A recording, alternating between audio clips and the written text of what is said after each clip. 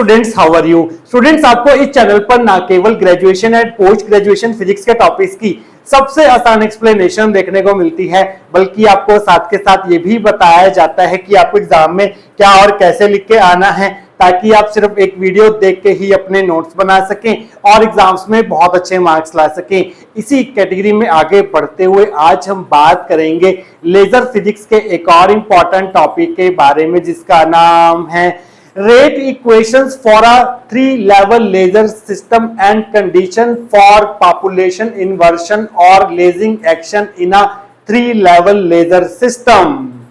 देखिए स्टूडेंट्स, अगर आप किसी थ्री लेवल सिस्टम के लिए लेजर रेट इक्वेशंस को डराइव करना चाहते हैं और ये देखना चाहते हैं कि आखिरकार थ्री लेवल लेजर सिस्टम में लेजिंग एक्शन के लिए मींस पॉपुलेशन इन्वर्शन के लिए कौन सी कंडीशन सफिशिएंट या नेसेसरी होती है, तो उसके लिए आपको बेसिक्स ऑफ लेजर के बारे में जरूर पता होना चाहिए।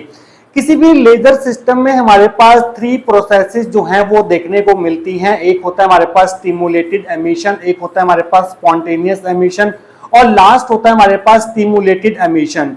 इन तीनों प्रोसेसेस की अगर आपको जानकारी है तभी आप आज का टॉपिक जो है वो अच्छे से क्लियर कर पाएंगे। इन तीनों प्रोसेसेस को हमने पूरी डिटेल में इस लेक्चर के अंदर डिस्कस किया था, जिसका लिंक आपको ऊपर आई बटन में और नीचे डिस्क्रिप्शन बॉक्स में मिल जाएगा। और साथ के साथ आपको आइंस्टाइन कोएफिशिएंट्स के बारे में पता होना चाहिए। जो आइंस्टाइन कोएफिशिएंट्स होते हैं वो इन तीनों प्रोसेसेस से रिलेटेड होते हैं। आइंस्टाइन कोएफिशिएंट जो हैं वो stimulated absorption, stimulated emission and spontaneous emission के साथ रिलेटेड होते हैं। अगर आपको आइंस्टाइन कोएफिशिएंट्स के बारे में नॉलेज है तभी आप आज की जो लेजर रेट इक्वेशंस हैं थ्री लेवल सिस्टम के लिए वो डराइव कर पाएंगे। तो आइंस्टाइन कोएफिशिएंट्स वाले लेक्चर का लिंक भी आपको ऊपर आई बटन में और नीचे डिस्क्रिप्शन बॉक्स में मिल जाएगा। तो students, three level laser system के लिए रेट इक्वेशंस को डराइव करने के लिए हमें सबसे पहले एक three level laser system consider करना होगा। ये है हमारे पास एक थ्री लेवल सिस्टम जिसमें हमारे पास थ्री एनर्जी लेवल्स हैं। सबसे पहले हमारे पास है ग्राउंड स्टेट जिसकी एनर्जी E1 है और इस ग्राउंड स्टेट में जो number of atoms per unit volume है वो हमारे पास N1 है। सबसे ऊपर जो आपको दिखाई दे रही है ये है हमारे पास एक्साइटेड स्टेट जिसकी एनर्जी जो है वो E3 है और इसमें जो number of atoms per unit volume है वो N3 है। एक्साइटेड स्टेट का जो लाइफ टाइम होता है वो बहुत कम होता है, वो होता है हमारे पास 10⁻⁸ सेकेंड्स। जो हमारे एटम्स होंगे एक्साइटेड स्टेट में वो ज्यादा देर तक नहीं रह पाते हैं। एक्साइटेड स्टेट वाले एटम जो हैं वो जल्दी से जल्दी जो है वो ग्राउंड स्टेट में आने की कोशिश करते हैं और ये हमारे पास है एक मीटा स्टेबल स्टेट जो कि ग्राउंड स्टेट और एक्साइटेड स्टेट के बीच में लाई करेगी। और इस मीटा स्टेबल स्टेट की एनर्जी जो है वो E2 है और इसमें जो number of atoms per unit volume होंगे वो N2 होंगे और मीटर स्टेबल स्टेट का जो लाइफ टाइम होता है वो 10⁻³ सेकेंड होता है, जो कि एक्साइटेड स्टेट के लाइफ टाइम से काफी हद तक ज्यादा होता है। इस चीज का आप ध्यान रखेंगे। मीटर स्टेबल स्टेट में एटम जो है वो ज्यादा देर तक रह सकते हैं as compare to the excited state. तो स्टूडेंट्स, हमारे जो पूरे सिस्टम में total number of atoms per unit volume जो है वो हमारे पास N है और N किसके बराबर होगा? N1 plus N2 plus N3 के बराबर होगा। मींस जितने हमारे पास number of atoms per unit volume है ग्राउंड स्टेट में, एक्साइटेड स्टेट में, मीटर स्टेबल स्टेट में, उन तीनों का सम होगा हमारे पास total number of atoms per unit volume in the whole three level laser system, that is N। ये हमारी जो है वो फर्स्ट इक्वेशन होगी। नॉर्मली स्टूडेंट्स क्या होता है कि जो हमारे number of atoms per unit volume होते हैं वो ग्राउंड स्टेट में ज्यादा होते हैं as compare to excited state. But हमने क्या करना होता है, अगर हमें लेजर एक्शन को अचीव करवाना है तो हायर एनर्जी स्टेट में नंबर ऑफ एटम जो हैं वो ज्यादा होने चाहिए as compare to ground energy state. हमने यहाँ पर जो लेजर एक्शन अचीव करवाना है वो किस किस के बीच में करवाना है? मीटर स्टेबल स्टेट और ग्राउंड स्टेट के बीच में करवाना है। इन दोनों एनर्जी लेवल्स के बीच में हमें लेजर एक्शन जो है वो देखने को मिलेगा। मीटर स्टेबल स्टेट का लाइफ टाइम ज्यादा है, इसलिए जो हमें लेजर एक्शन देखने को मिलेगा वो इन दोनों एनर्जी लेवल्स के बीच में देखने को मिलेगा। उसके लिए हमें क्या अचीव करवाना होगा? उसके लिए हमें क्या करना होगा? N2 को N1 से बड़ा करना होगा, ज्यादा करना होगा, मींस पॉपुलेशन इन्वर्शन अचीव करवाना होगा, N2 should be greater than N1, तभी आपका लेजर एक्शन जो है वो इन दोनों एनर्जी लेवल्स के बीच में कैरी आउट हो सकेगा।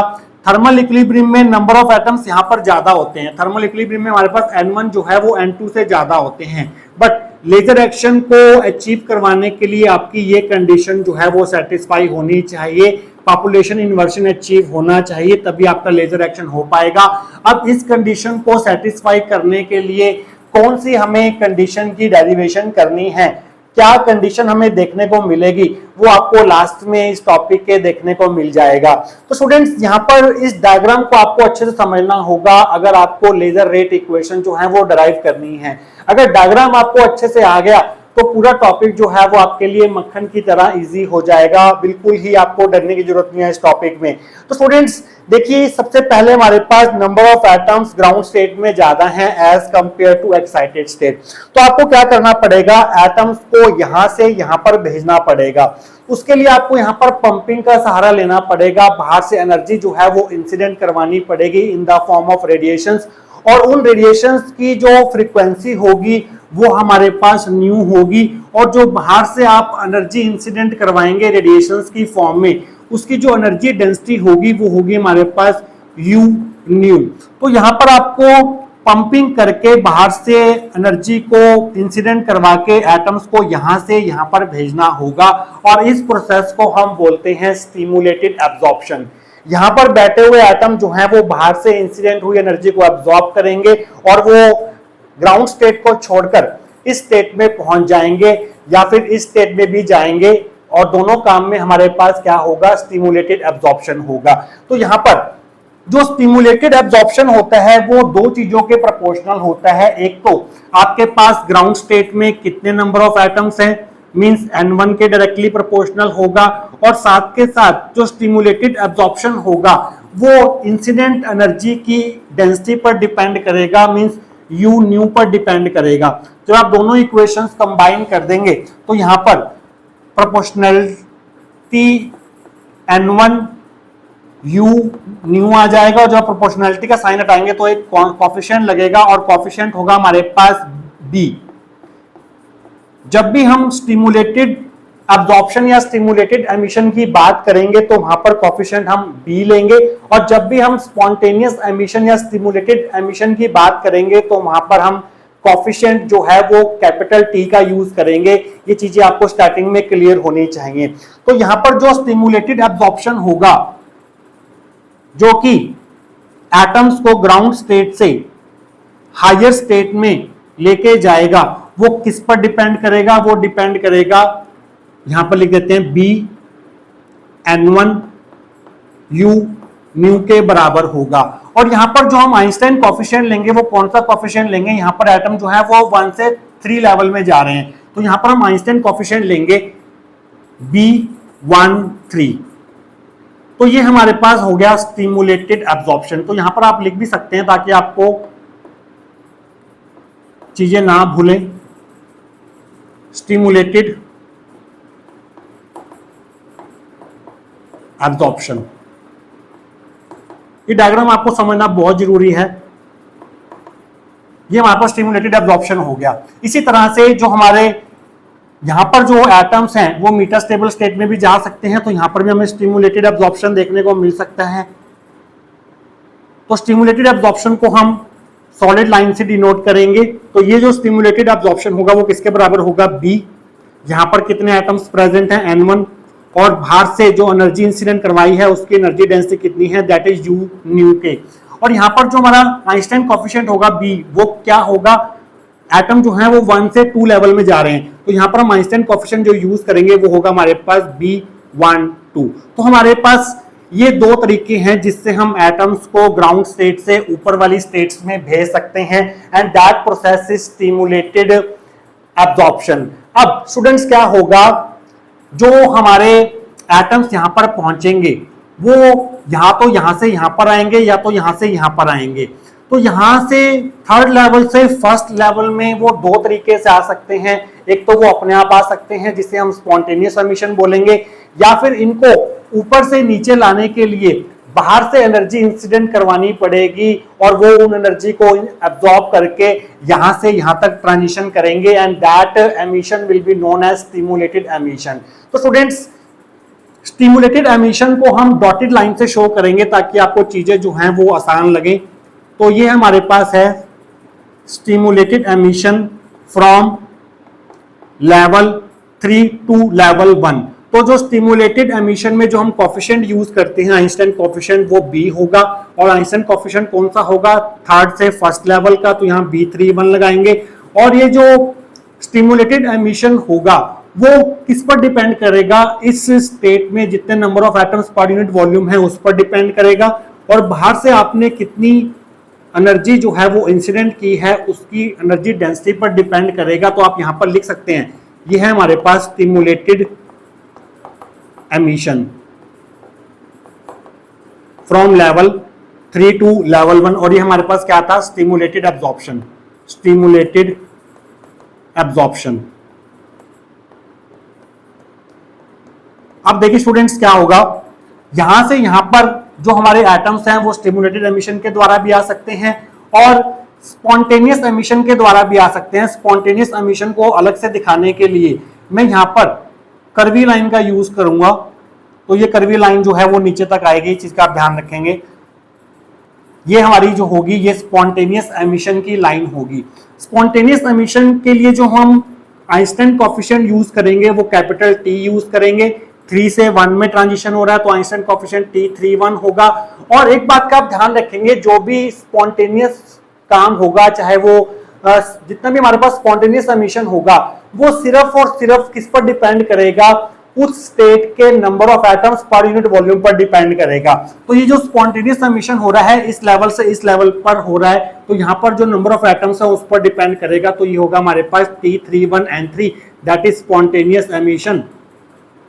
स्पॉन्टेनियस एमिशन कहां से कहां तक, थर्ड से फर्स्ट लेवल तक। तो इस चीज का आप ध्यान रखेंगे। अब जो एटम्स हमने ट्रांजिट किए हैं वो थर्ड से फर्स्ट लेवल में किए हैं। अब जो एटम्स हैं वो थर्ड से सेकंड लेवल में भी जा सकते हैं और ये जो ट्रांजिशन होगा ये सिर्फ और सिर्फ स्पॉन्टेनियस ट्रांजिशन होगा, क्योंकि यहाँ पर इसका लाइफ टाइम जो है वो 10⁻⁸ सेकंड है। तो एटम जो है वो चाहेंगे कि वो फटाफट इसको लीव करके यहाँ पर आ जाएं, तो एटम जो है वो अपने आप यहाँ से यहाँ पर आएंगे। स्पॉन्टेनियस काम होगा, ये अपने आप काम होगा, बाहर से आपको किसी प्रकार की एनर्जी इंसिडेंट करवाने की जरूरत नहीं पड़ेगी। तो ये जो काम है ये भी स्पॉन्टेनियस एमिशन है। तो यहाँ पर भी हम कर्वी लाइन का यूज करेंगे। तो ये जो स्पॉन्टेनियस ट्रांजिशन होगा उसका जो कोफिशिएंट होगा आइंस्टाइन वो होगा हमारे पास T32 और यहाँ पर जो डिपेंडेंस रहेगी इसकी वो सिर्फ इस पर डिपेंड करेगा, N3 पर डिपेंड करेगा। तो ये हमारे पास एक स्पॉन्टेनियस एमिशन हो गया फ्रॉम 3 to 2। अब देखिए स्टूडेंट्स, यहां से यहां पर जो एटम्स हैं वो भी तो आ सकते हैं और यहां से यहां पर एटम जो हैं वो दो तरीके से आ सकते हैं, या तो स्टिमुलेटेड एमिशन से आ सकते हैं या स्पॉन्टेनियस एमिशन से आ सकते हैं। तो स्टिमुलेटेड एमिशन के लिए हम कौन सी लाइन यूज कर रहे थे, डॉटेड लाइन यूज कर रहे थे। तो यहां पर आप डॉटेड लाइन लगा दीजिए और स्टिमुलेटेड एमिशन में जो कोफिशिएंट यूज होगा वो B होगा और ये जो कोफिशिएंट होगा वो 2 1 होगा, B21। और ये जो स्टिमुलेटेड एमिशन है वो दो फैक्टर्स पर डिपेंड करेगा, एक तो N2 पर डिपेंड करेगा इस स्टेट की पॉपुलेशन पर, और बाहर से जो आपने एनर्जी इंसिडेंट करवाई है उसकी एनर्जी डेंसिटी पर डिपेंड करेगा। और यहां से यहां पर एटम जो हैं वो स्पॉन्टेनियस एमिशन के द्वारा भी आ सकते हैं। तो स्पॉन्टेनियस एमिशन के लिए हम कर्वी लाइन यूज करेंगे। तो ये हमारे पास होगा स्पॉन्टेनियस एमिशन जिसका कोफिशिएंट होगा हमारे पास T और यहाँ पर हम सबस्क्रिप्ट में लगाएंगे 2 1। और ये जो स्पॉन्टेनियस एमिशन होगा वो सिर्फ और सिर्फ इस लेवल की पॉपुलेशन पर डिपेंड करेगा, मींस N2 पर डिपेंड करेगा। तो यहां पर आप लिख सकते हैं ये हमारे पास है स्टिमुलेटेड एमिशन, ये आपका है स्पॉन्टेनियस एमिशन और ये है आपका स्पॉन्टेनियस एमिशन।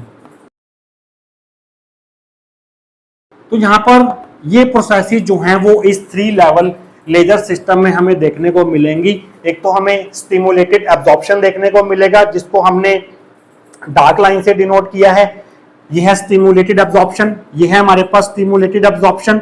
और यहाँ पर हमें स्टिमुलेटेड एमिशन देखने को मिलेगा जो कि हमारे पास डॉटेड लाइन से शो किया गया है। ये है हमारे पास एक स्टिमुलेटेड एमिशन और एक ये हमारे पास स्टिमुलेटेड एमिशन है। और हमें स्पॉन्टेनियस एमिशन देखने को मिलेगा जिसे हमें कर्वी लाइन से शो किया है। ये आपका है एक स्पॉन्टेनियस एमिशन फ्रॉम 3 to 1, ये आपका स्पॉन्टेनियस एमिशन है फ्रॉम 3 to 2 और ये आपका स्पॉन्टेनियस एमिशन है 2 to 1। अगर आपको ये डायग्राम अच्छे से समझ आ गया है तो अब आपके लिए ये टॉपिक जो है वो बहुत इजी होने वाला है। आप बहुत इजीली जो है वो इस टॉपिक से रिलेटेड मैथमेटिक्स से डील कर पाएंगे। तो स्टूडेंट्स, डायग्राम आपको एग्जाम में ये बनाना है। आइए देखते हैं कि अगर एक क्वेश्चन आपको एग्जाम में पूछा जाता है तो इसकी थ्योरी को आप कहां से स्टार्ट करके आएंगे, आइए अब वो देख लेते हैं। Consider a 3 level system having n number of atom. तो सबसे पहले हम एक 3 लेवल लेजर सिस्टम कंसिडर करेंगे जिसमें total n number of atoms होंगे per unit volume. Let N1, N2 and N3 be the number of atoms per unit volume in the ground state E1, metastable state E2 and excited state E3 respectively।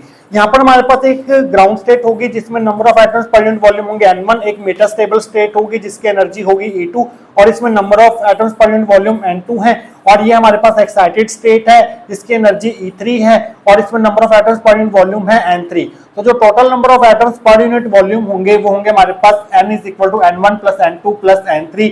यहाँ पर आप n number of atoms per unit volume जरूर लिख लीजिएगा, पर unit volume. Total system में जो number of atoms per unit volume है वो n है और इन तीनों के सम के बराबर होंगे।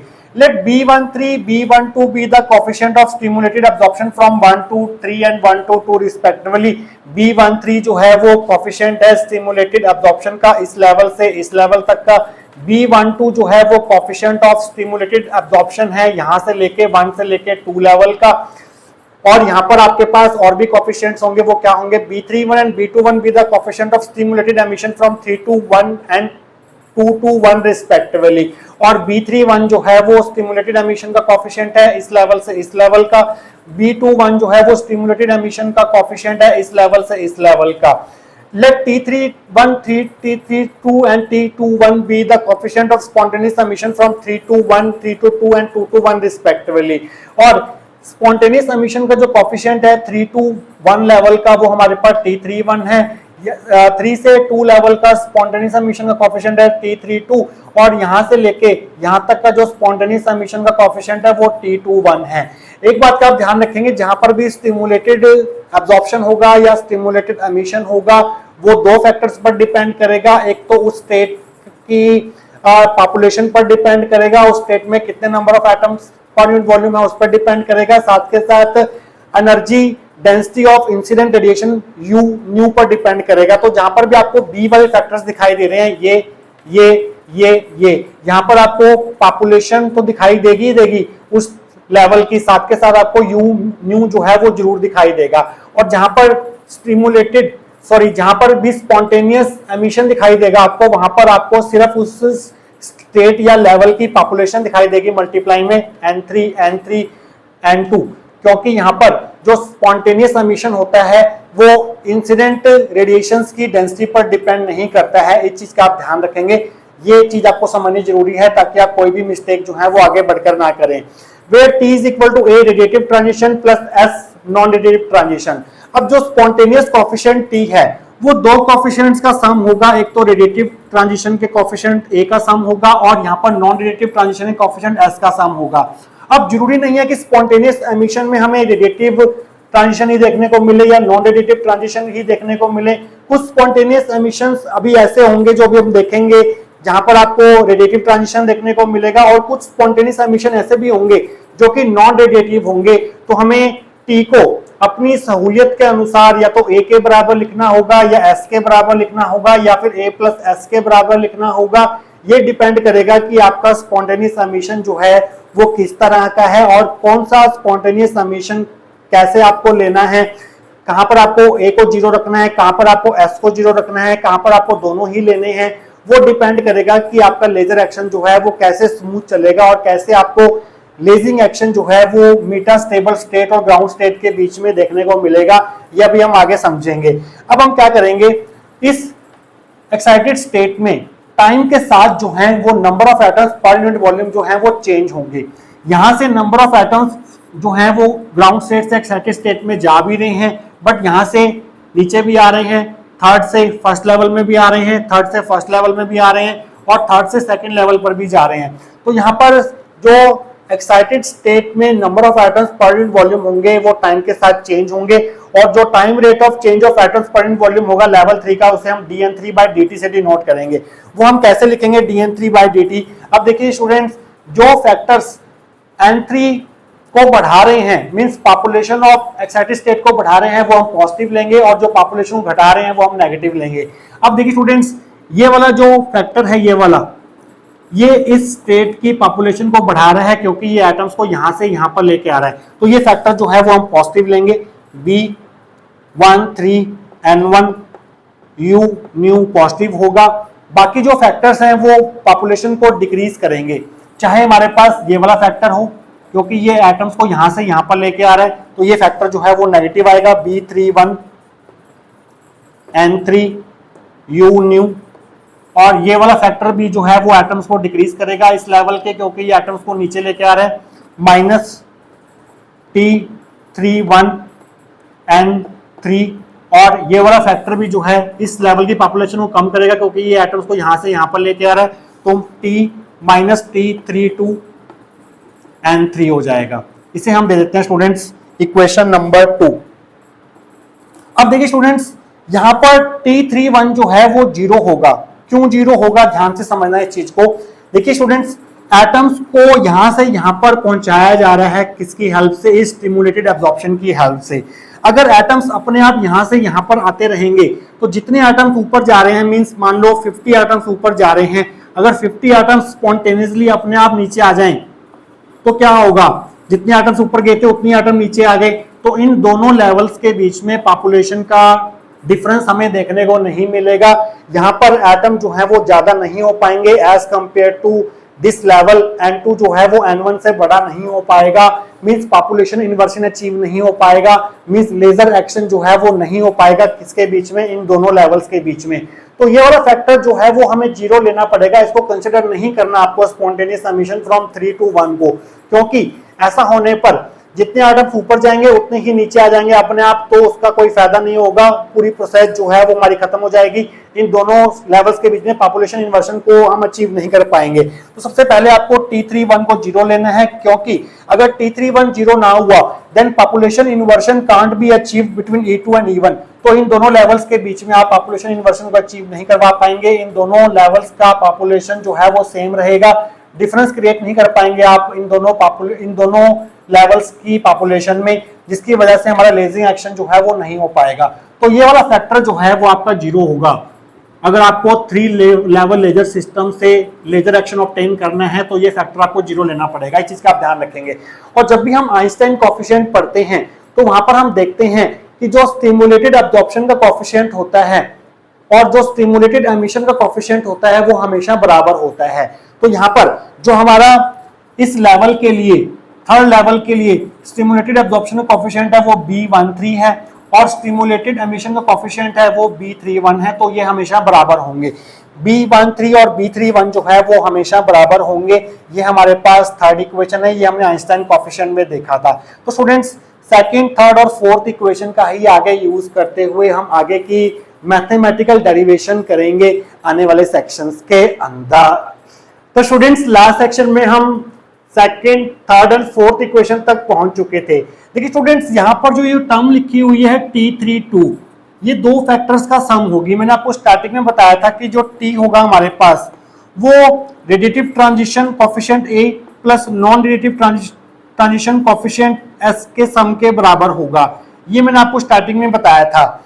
तो यहाँ पर जो T32 होगा वो हमारे पास किसके बराबर होगा? A32 प्लस S32 के बराबर होगा, जहां पर A32 क्या रिप्रेजेंट कर रहा है? ये रिप्रेजेंट कर रहा है radiative transition from level 3 to 2 और ये रिप्रेजेंट कर रहा है non radiative transition from level 3 to 2।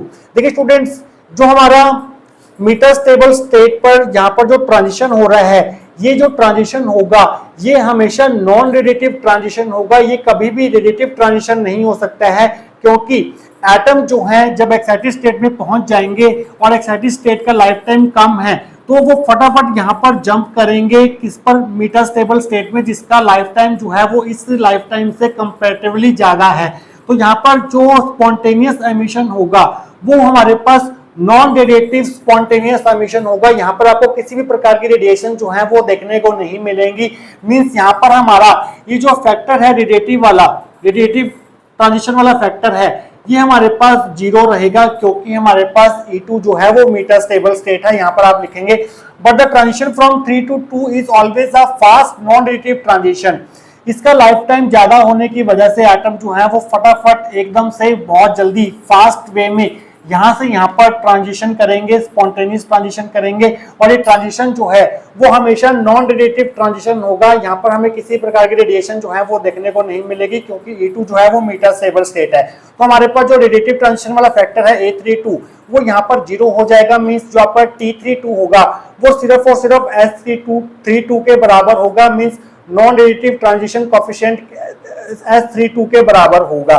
तो स्टूडेंट्स ये जो हमारी है फिफ्थ इक्वेशन है, अब हम क्या करेंगे, second, fourth and fifth equation को यूज करेंगे सेकंड इक्वेशन में। तो आप लिखेंगे using 3, 4 and 5 in 2 we get dN1 by dt is equal to B13N1 U nu, ऐसी रहेगा। इस B31 की जगह आप क्या लिख देंगे, B31 जो है वो B13 के बराबर है, तो इस B31 की जगह पर आप लिख देंगे B13N3 U न्यू, और ये जो फैक्टर है वो आपका 0 है, T31 जो है वो 0 है, यहाँ पर 0 लिख दिया, माइनस T32 जो है वो S32 के बराबर है, साथ में N3 है। ये हमारी सिक्स्थ इक्वेशन होगी।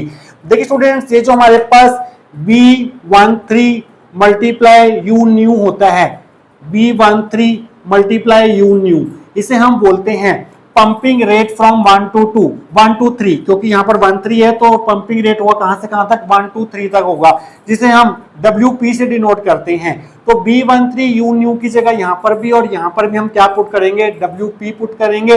और साथ के साथ जब आपकी स्टडी स्टेट अचीव हो जाती है तो आपका एक्साइटेड स्टेट में जो टाइम के साथ पॉपुलेशन चेंज हो रहा था वो बंद हो जाता है। यहाँ पर पॉपुलेशन जो है वो कांस्टेंट हो जाती है। स्टडी स्टेट में चाहे इस लेवल की बात हो चाहे इस लेवल की बात हो, टाइम के साथ पॉपुलेशन का चेंज होना बंद हो जाता है। कुछ समय तक ये सभी प्रोसेस चलती हैं और उसके बाद स्टडी स्टेट अचीव हो जाती है, जिसकी वजह से यहाँ पर और यहाँ पर पॉपुलेशन जो है वो कांस्टेंट हो जाती है। दोनों लेवल्स में, एक्साइटेड स्टेट और मीटर स्टेबल लेवल में, जो rate of change of population है वो 0 हो जाता है at steady state. Means at steady state time rate of change of population जो होगा लेवल 3 में, एक्साइटेड स्टेट में, वो 0 हो जाएगा। इन दोनों को मिला के हम सेवंथ इक्वेशन दे देते हैं। सेवंथ इक्वेशन को हम यूज करेंगे सिक्स्थ इक्वेशन में। Using 7 and 6 we get dN1 by dt की जगह पर, सॉरी यहाँ पर N1 नहीं N3 था, क्योंकि हम लेवल 3 की बात कर रहे हैं, पहले यहाँ पर N3 था, तो यहाँ पर dN3 by dt की जगह पर आप 0 पुट कर देंगे, that will be equal to B13 U की जगह पर आपने WP पुट कर दिया, साथ में आपका N1 है, माइनस B13 U की जगह आपने WP पुट कर दिया, साथ में N3 है, इस 0 को हटा दीजिए, माइनस S32 N3। यहाँ से हमने N3 की वैल्यू निकालनी है, तो उसके लिए हम क्या करेंगे, WP N1 को इधर लेके आएंगे, तो माइनस WP N1 हो जाएगा इज इक्वल टू, इन दोनों में से माइनस का N3 कॉमन ले लीजिए, तो अंदर आ जाएगा WP प्लस S32, माइनस से माइनस कैंसिल हो गया, तो यहाँ से N3 की जो वैल्यू आएगी वो आएगी WP N1 WP plus S32 divide में आ जाएगा। ये हमारी 8th इक्वेशन होगी, इसका हम आगे यूज करेंगे। तो जैसे हमने dN3 by dt की वैल्यू निकाली थी, उसी तरह से अब हम क्या करेंगे, सेकेंड जो हमारा लेवल है जिसकी एनर्जी E2 है, which is called metastable state, वहां पर टाइम के साथ पॉपुलेशन में कैसे चेंज आएगा वो हम फाइंड करेंगे। Rate of change of atoms of level 2 equal to dN2 by dt। तो dN2 by dt किसके बराबर होगा, जो फैक्टर्स इस स्टेट की पॉपुलेशन को बढ़ाएंगे वो हम पॉजिटिव लेंगे। देखिए यहाँ से यहाँ पर एटम्स जा रहे हैं, तो ये जो फैक्टर है ये पॉपुलेशन को बढ़ा रहा है लेवल 2 की। इसी तरह से यहाँ पर एटम्स आ रहे हैं, तो ये फैक्टर भी जो है वो पॉपुलेशन को बढ़ा रहा है। ये फैक्टर और ये फैक्टर पॉजिटिव हो जाएंगे, जबकि ये फैक्टर जो है वो लेवल 2 की पॉपुलेशन को यहाँ से यहाँ लेके जा रहा है, और इसी तरह से ये फैक्टर भी जो है वो पॉपुलेशन को यहाँ से यहाँ पर लेके जा रहा है, तो ये फैक्टर जो है वो नेगेटिव आएंगे। तो आप यहाँ पर लिखेंगे B1 to N1 U new factor जो है वो पॉपुलेशन को बढ़ा रहा है लेवल 2 की मेटा स्टेबल स्टेट की, तो ये पॉजिटिव आ गया। इसी तरह से ये फैक्टर पॉजिटिव आ जाएगा, ये फैक्टर नेगेटिव हो जाएगा और ये फैक्टर जो है वो नेगेटिव हो जाएगा। तो इन चारों फैक्टर्स को मिलाकर आपका dN2/dt निकल के आएगा। तो जैसे मैंने आपको बताया था कि स्टिमुलेटेड एब्जॉर्प्शन और स्टिमुलेटेड एमिशन के कोफिशिएंट जो है वो बराबर होते हैं हमेशा। तो B12 जो है वो स्टिमुलेटेड एब्जॉर्प्शन का कोफिशिएंट है, B21 जो है वो स्टिमुलेटेड एमिशन का कोफिशिएंट है लेवल 2 के लिए, तो ये बराबर होंगे, B12 B21 के बराबर होगा, ये 10th इक्वेशन होगी।